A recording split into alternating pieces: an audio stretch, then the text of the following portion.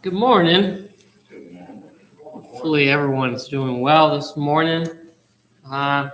You guys have these handouts. They're just a timeline, just to help you, just kind of see where we're at with Isaiah.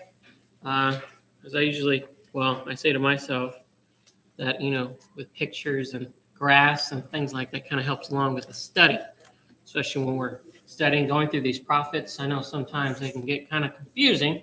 But with something like this, it kind of just helps you, gives you a little bit of a help what's going on during their time. Now, I mentioned once before with the dates and everything, each handout has kind of different dates, so it's roughly in those areas. But again, this is more just of a help. Turn your Bibles over to Isaiah.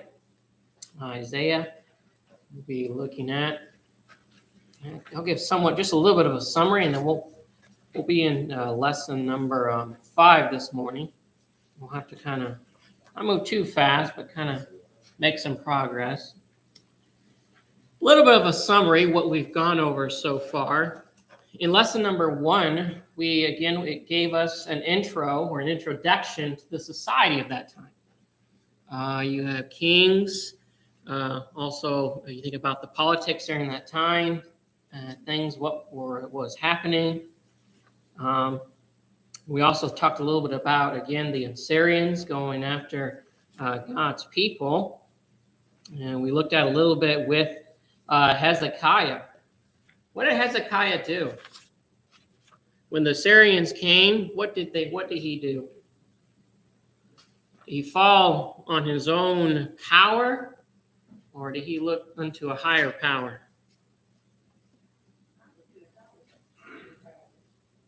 Yeah, he looked unto God, right? Because that he leaned on the Lord. God protected his people. He helped them.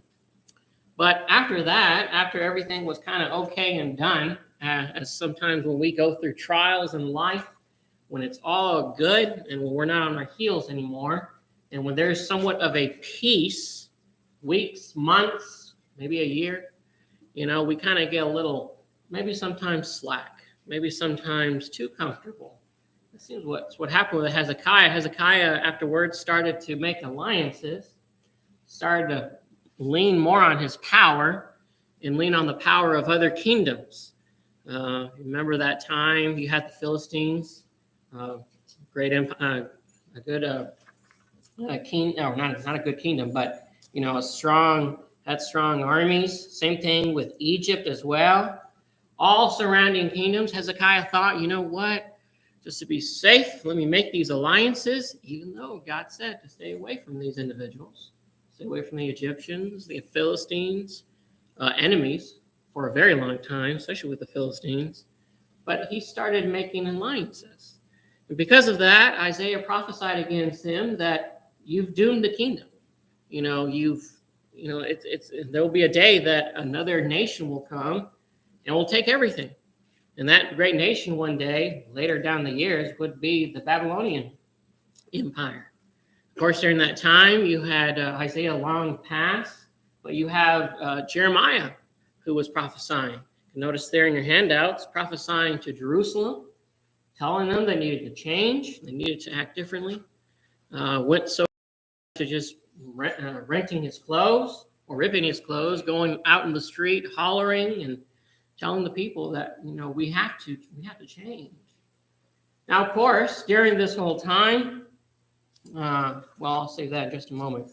But again, we looked a little bit in lesson number 1. We looked a little bit with the society, with Hezekiah, and also noticing as well that the most important point of it all is that, God rules in the kingdom of men.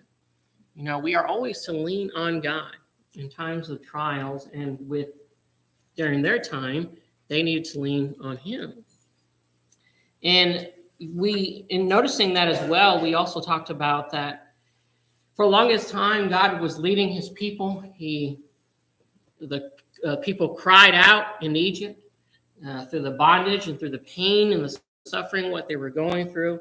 So God sent someone to save them. God sent Moses.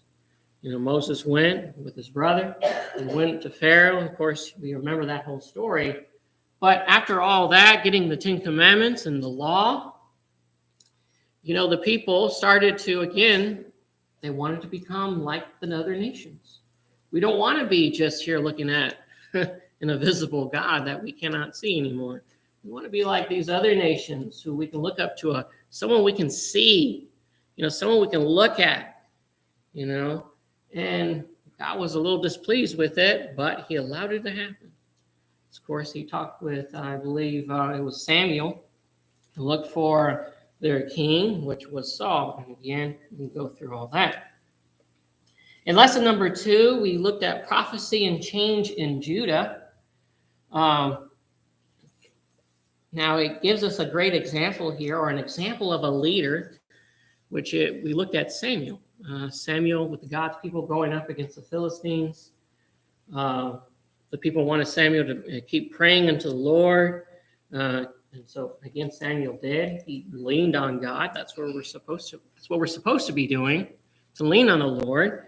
But Samuel was an example of a great leader. He was an example of what people are to do, what kings are to do, those who are leading a nation are to do, to lean on the Father. We talked also a little bit about prophets played, again, an important role. When there was a message that needed to be told, God spoke through the prophets, and the people were to listen. They were to listen. Now, again, it was up to the people to listen or not listen. Now, it was kind of hard because you were looking here with Isaiah, and Isaiah is prophesying. He's telling them that you wicked nation, how you're living, God does not accept this anymore. He never accepted it. Let me change it that way. You're living in a way, and God has had enough, and you need to change. And it was hard for all the prophets to be doing this. And again, you can just imagine, imagine going up to a group of people and something that you're not supposed to be doing. Maybe we remember in our, past time among a group of people, not supposed to be doing a certain thing, or maybe saying something, or, you can just fill in the blank there. And this whole crowd is going this way, but, as Christians, we're supposed to go the other way, right? But I tell you what, it gets really awkward real fast when we say, I don't know, I don't think we shouldn't be doing this. I don't think we should be living this way, or I don't think we should be saying these things. It starts getting really awkward with the other people, doesn't it? Start looking at you differently. They start acting towards you differently. Imagine the prophets, what they had to go through. They went through, in many ways, it wasn't shameful what they were doing. They were speaking God's words, but the people around them, they were being exposed because of their sin. They were stubborn. They didn't want to change. Now, we looked a little bit with that, the importance of the prophets, and with the example of Samuel. Lesson number 3, Isaiah chapter 1, verse 1 through 23. We get into a little bit of the chapter. Let us reason together. Again, we looked at how Isaiah is talking with the people. Israel has rebelled against God. They were not listening to God. They were going after idols. They were living wicked lifestyle. Isaiah describes different kinds of imageries. One of the ones that should catch our eye is that he calls them Sodom and Gomorrah. That's what you are. That's how you're living. You're living so wicked. You need a change. You need a change. Not only were the people living this lifestyle, but it was the ones who were leading them.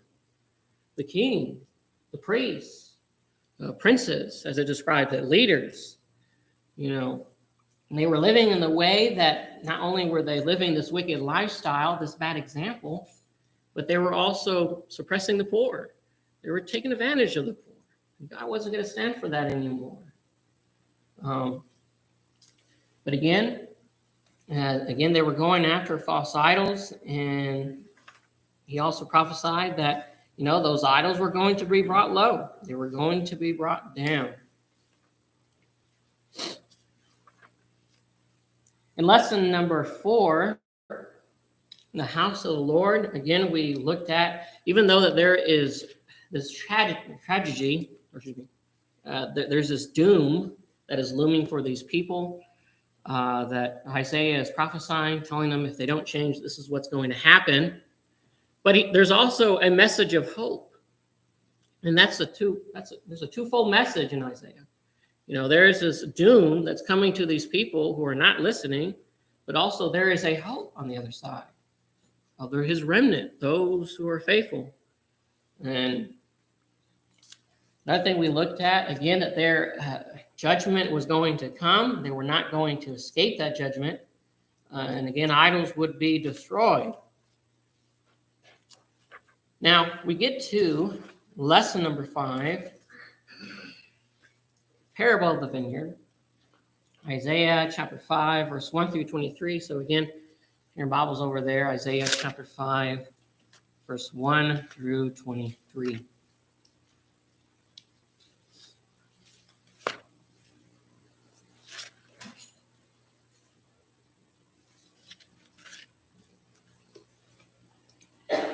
Someone give me one example, not here though, but one example, another Bible passage where it talks about a vineyard, where it talks about maybe a parable of a vineyard. Who speaks of a vineyard?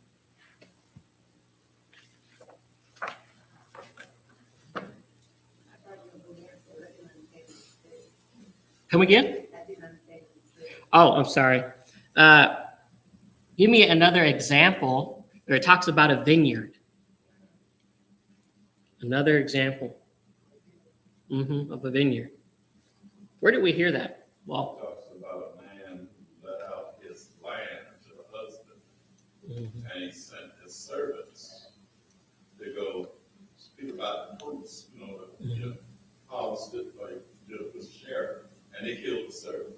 So he said, he'll send a son, just paraphrase. He'll send a son, and they should reference him. But they took the son and killed him, trying to be the heir of the family of possession. There's that example. There's also another example in the New Testament. Jesus spoke about a vineyard, didn't he? Exactly. There's that example as well. You can find different examples in the Bible where it talks about this imagery of this vineyard. In the Old Testament and the New, the people of God are sometimes presented as a vineyard. And again, I mentioned Matthew 21, verse 33 through 41, and also John 15:1. God is the owner of the vineyard, although he may work through a beloved. He is the landowner in Matthew 21. God gave every consideration, providing all the vineyard needed in order to produce good fruit. God is always blessing. He's always making sure that it's fertile, it's right, you can grow. But here is understood the owner of the vineyard would eventually expect it to produce fruit. God's people are the plants God has provided for the vineyard. He has protected it, fertilized it, dug out its stone, provided it with a tower so that enemies could be spotted, built a vat for the grapes. In short, he has done all that could be done to ensure the vineyard produced the kind of fruit he desired. Now, vineyards were common in Israel. Weather was dry. A vineyard would produce good grapes in dry climate. The illustration would have been the same were God to depict a field that produced wheat or olives. Farmers know what is required for a field to produce desirable fruit. God spared no effort on his vineyard. Still, it produced only stunted, inferior grapes. The parable is not hard to figure out. If God's people are the vineyard and produce no desirable fruit, God's people, God will disown it. He will look for the field that will produce fruit. And it is not that the expectations of the owner of the vineyard are unreasonable. He wants goodness. He wants faithfulness and obedience. Other biblical authors use that same illustration. Perhaps Isaiah used it first. Perhaps he drew from the prophets who lived before him. Hosea, one that was near him, not far from him. Isaiah chapter 10, verse 1 and 2, saying, Israel is a luxuriant vine. He produces fruit for himself. The more his fruit, the more altars he made. The richer his land, the better he made the sacred pillars. Their heart is faithless. Now they must bear their guilt. Jeremiah also wrote later on, Jeremiah 2, verse 21, Yet I planted you a choice vine. How then have you turned yourself before me into the degenerate roots of a foreign vine? In this lesson, we're going to be noticing a little more about this vineyard, about this vine, what we'll find here in Isaiah chapter 5. The first part here, a vineyard without fruit. I want you to notice this with me. Noticing verses 1 through 6. Now will I sing to my well-beloved a song of my beloved, touching his vineyard. My well-beloved hath a vineyard in a very fruitful hill. And he fenced it and gathered out the stones thereof and planted it with the choicest vine and built a tower in the midst of it and also made a winepress therein. And he looked that it should bring forth grapes, that it brought forth wild grapes. And now, O inhabitants of Jerusalem and men of Judah, judge, I pray you, betwixt me and my vineyard. What could have been done more to my vineyard that I have not done in it? Wherefore, when I looked that it should bring forth grapes, brought it forth wild grapes.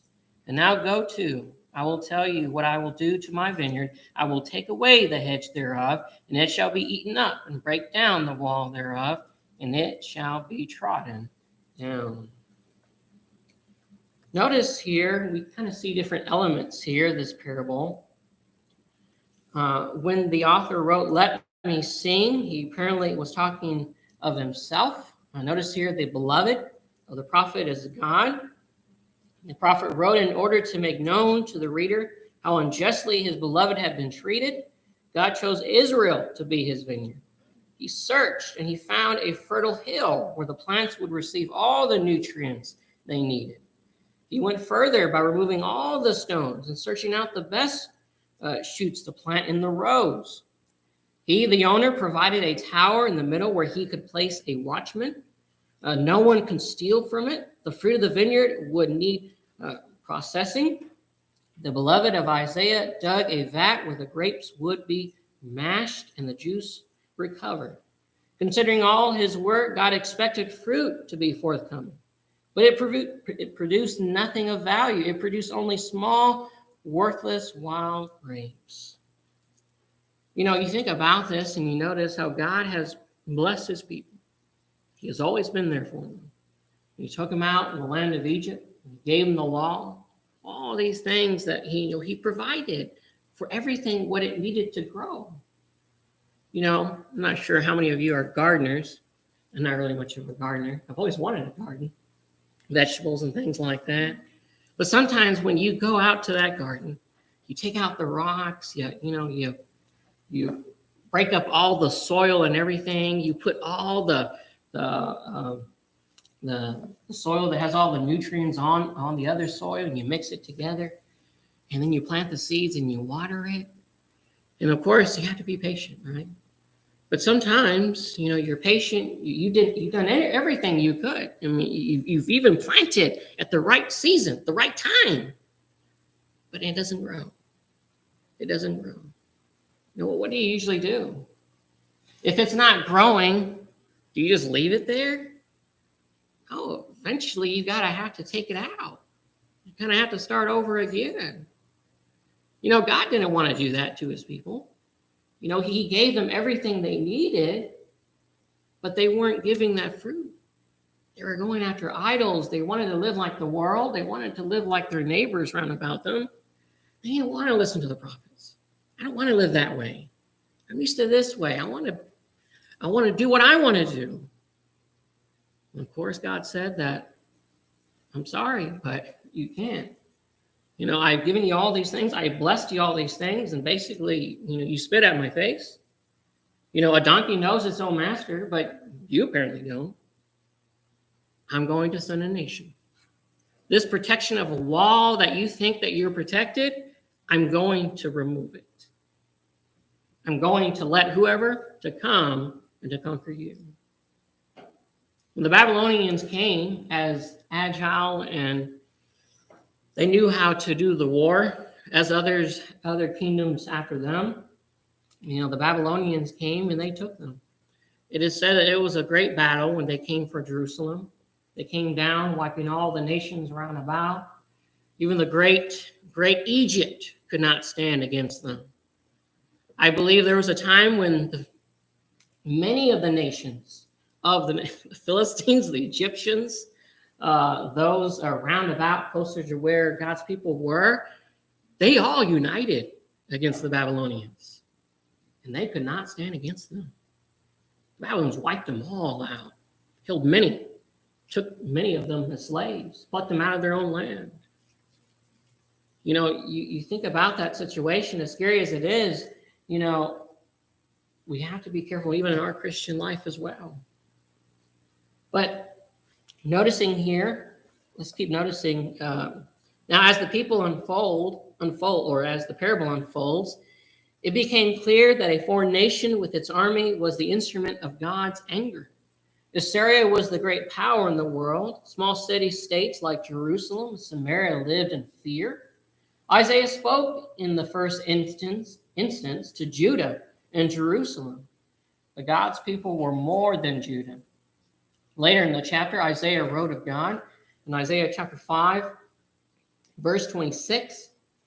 He will also lift up a standard to the distant nation and will whistle for it from the ends of the earth. And behold, it will come with speed swiftly. God had gone to Egypt and called his people. In the wilderness, he had fed and sheltered them for 40 years. He had given them Canaan for a home. He gave them a law that was wiser than of any nation. God had every right to expect those who wore his name to honor and to obey him. And the people, they did not. When you think about with the coming of Christ, God added to his people in all nations. The man who fears him and does what is right is welcome to him. Acts chapter 10, verse 35. Think of Jesus of Nazareth, opened the gate so that all may come in.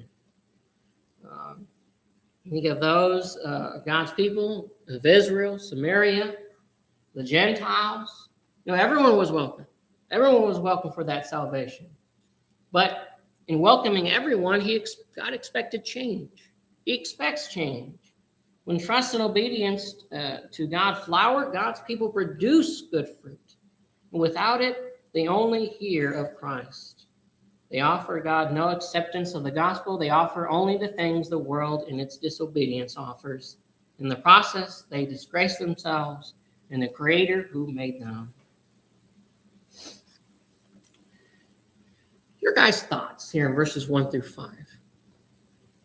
Any thoughts here on this vineyard? Any thoughts here, God towards his people? How he just kind of, he laid it all out. He was there for his people since long ago.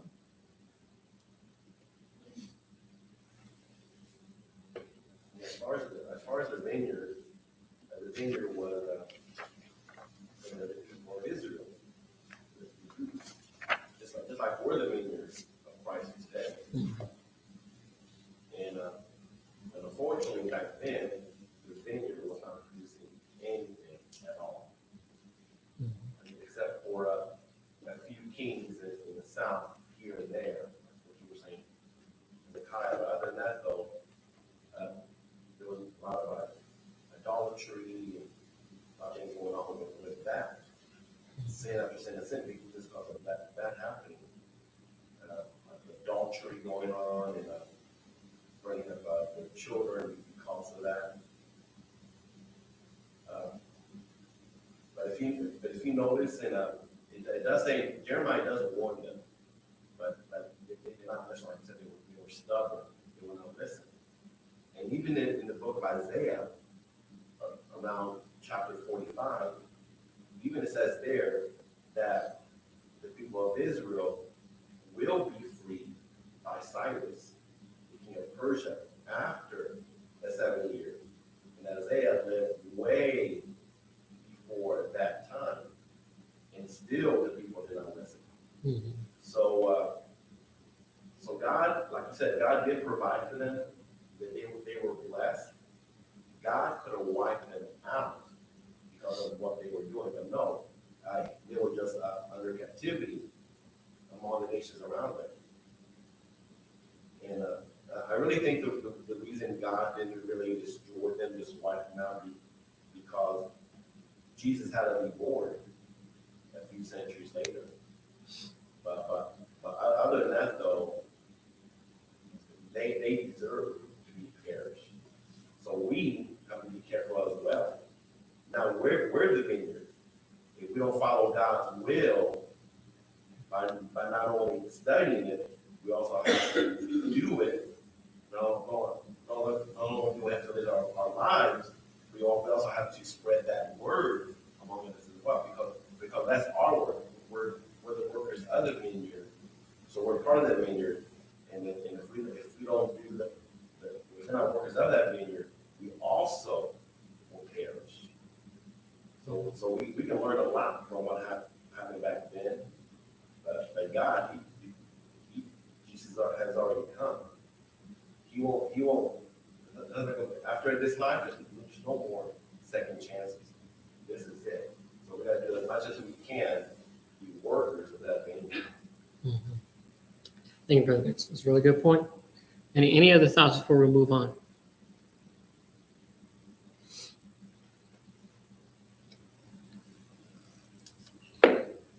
Let's notice the next one here. Israel is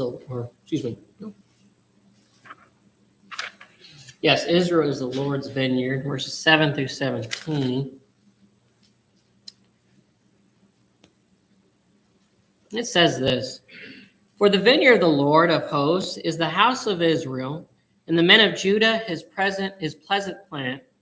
And he looked for judgment, but behold oppression, for righteousness, but behold a cry. Woe unto them that join house to house, that lay field to field, till there be no place, that they may be placed alone in the midst of the earth. In my ears, said the Lord of hosts, of a truth many houses shall be desolate, even great and fair, without inhabitant. Yea, 10 acres of vineyard shall yield one bath, and the seed of a homer shall yield an ephah. Woe unto them that rise up early in the morning, that they may follow strong drink, that continue until night, till wine inflame them. And the harp and the viol and the tabret and pipe and wine are in their feast, but they regard not the work of the Lord, neither consider the operation of his hands. Therefore my people are gone into activity, because they have no knowledge, and their honorable men are famished, and their multitude dried up with thirst.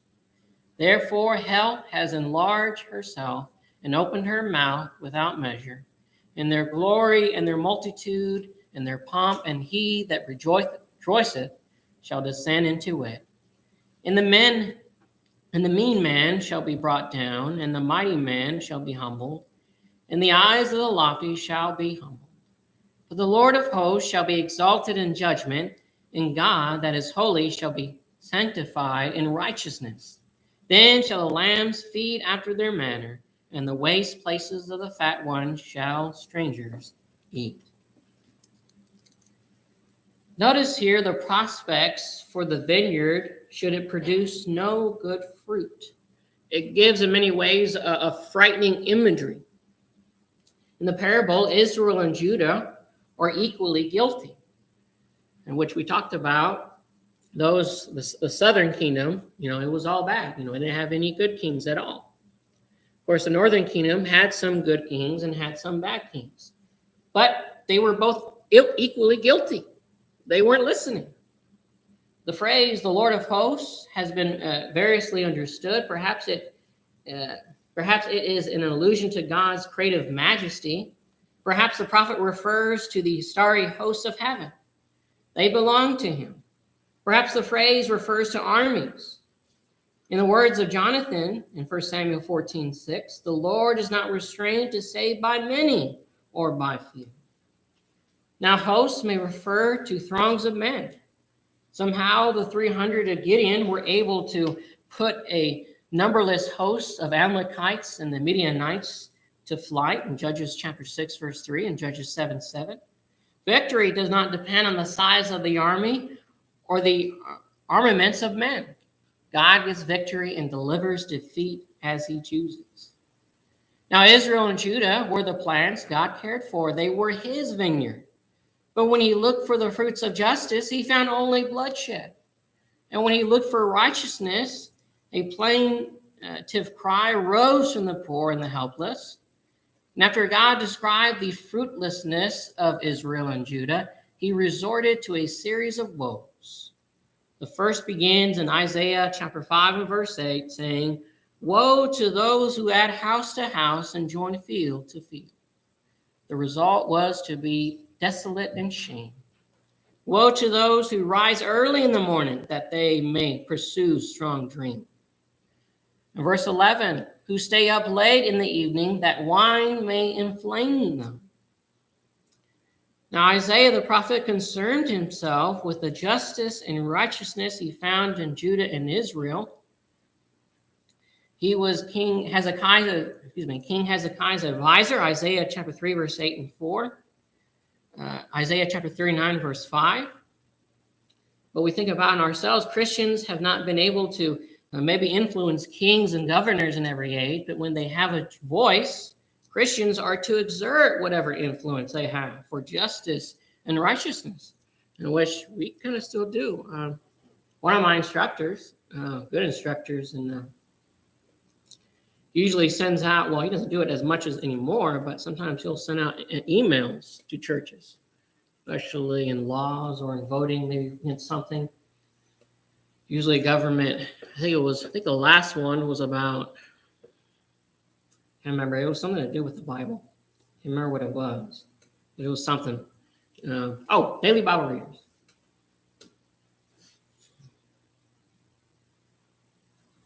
Thank you. And talking about speaking, of our voices to, try to influence, they haven't done it. They only done it one time, but I can't remember. They did it on Capitol Hill. They did it about 5 or 6 years ago. Some preachers went up to Washington, D.C., to Capitol Hill. They rented a space up there, a pretty big space, and 4 or 5 preachers preached the gospel. And there were thousands. Again, it was Washington, D.C. People were just passing by left and right. And they spoke, trying to share the good news, trying to share the gospel. Some of them described that there was some were hesitant, some were maybe even mean a little. But they tried to be an influence in that part. But, sometimes, when the opportunity comes, you can be an influence in some ways. Sometimes it just takes to say something sometimes. But not all of us can't really do that. But in thinking of this with Judah and Israel, there was a way for them to live, and God expected them to live a certain way to be pleasing to him.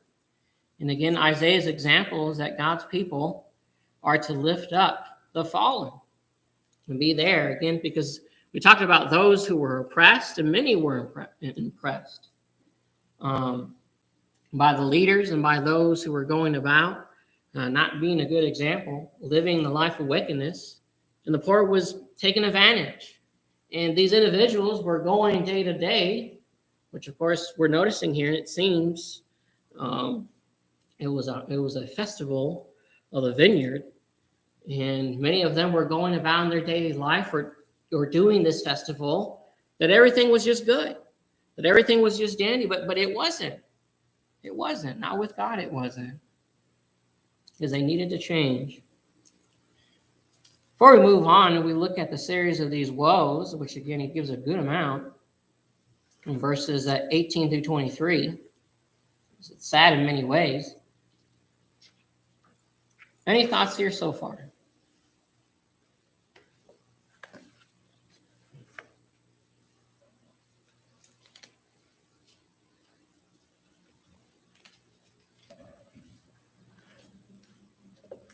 If not, let's notice here. Let's notice this next one, verse 18 through 23. Maybe we can make good time and we can finish this lesson. Verse 18 through 23 says, "Woe unto them that draw iniquity with cords of vanity, and sin, as it were, with a cart rope, that say, let him make speed and hasten his work, that we may see it. And let the counsel of the Holy One of Israel draw nigh and come, that we may know it. Woe unto them that call evil good, and good evil, that put darkness for light, and the light for darkness, that put bitter for sweet, and sweet for bitter. Woe unto them that are wise in their own eyes, and prudent in their own sight. Woe unto them that are mighty to drink wine, and men of strength to mingle strong drink, which justify the wicked for reward, and take away the righteousness of the righteous from him." Now, from verses 8 through 23 here, Isaiah follows the description of Israel and Judah as God's vineyard with a series of 6 woes. You'll see them in verse 8, 11, 18, 20, 21, and 22. From woe to those who add house to house in verse 8, and woe to those who rise early in the morning that they may pursue strong drink in verse 11. The prophet moves to woe to those who drag iniquity with cords of falsehood in verse 18. And woe to those who call evil good and good evil, verse 20. And woe to those who are wise in their own eyes, in verse 21. And woe to those who are heroes in drinking wine, in verse 22. Notice here the overall message is that God expects a life of holiness to follow his choosing a people to wear his name. While individual guilt is present, notice here the prophet has more to say about sins, an attribute to the nation as a people. Now, it is, notice here in the text, it is for a lack of knowledge that God's people go into exile. For the lack of knowledge, the multitudes of God's people are parched with thirst and go down to Sheol. We've heard that again and again. My people are destroyed for a lack of knowledge. That's still true today. We think about our own kids. We try to teach them. We try to help them. Try to teach them God's word. And same thing for God's people. He expected these leaders, these kings, these individuals to lead God's people to teach. When the book was open, get your children to sit down and listen, Moses describes. Those books were open. You are to listen to the words of the Lord. Now, noticing that, in this instance, noticing this word Sheol apparently is the grave. Becomes person-like, desiring multitudes without number. Now, in the New Testament, life after death for the wicked is either Gehenna, Matthew 5:22, or Hades in the Greek origin, Matthew 16:18. The former refers to the deep valley of Hinnom flowing south of Jerusalem. The latter finds its roots in Greek mythology. Now, Isaiah's use of Sheol is closer to the concept of Hades. In Ezekiel, Sheol is a pit where men go down to the grave. Yeah, Ezekiel 32, verse 18 and 21. Now Isaiah says the rulers and the great men of all nations will be there. The judgment of the Lord of hosts will consign the proud, those who are wise in their own eyes, who justify the taking of a bride, to Sheol. All these leaders, all these individuals who were supposed to show how the people were to follow the Lord, were not doing it. They were prideful. They were taking money, bribery, things such as that. They were living a life of wickedness. They weren't showing God's people how they were supposed to live, but they were doomed. Isaiah uses the phrase, the Holy One of Israel, in Isaiah chapter 5, verse 19 and verse 24. The phrase occurs 12 times in chapter 1 to all the way to chapter 39, and 14 times in chapter 40 through 66. It is an important phrase linking Isaiah's prophecy, and the prophet makes it clear that God expects goodness and righteousness as fruits from his people. When they fail in those, none of their sacrifices or rituals clear them of their guilt. And again, to close off, we think about the time with Jeremiah telling the people that your sacrifices, even here with Isaiah, is not acceptable. God does not want that. Your heart is far from me. It's not going to help you anymore. If you guys can look at lesson number 6, we'll get into lesson number 6. We'll do just a brief review of lesson 5. But next Sunday we'll get into lesson 6. Again, thank you for your time.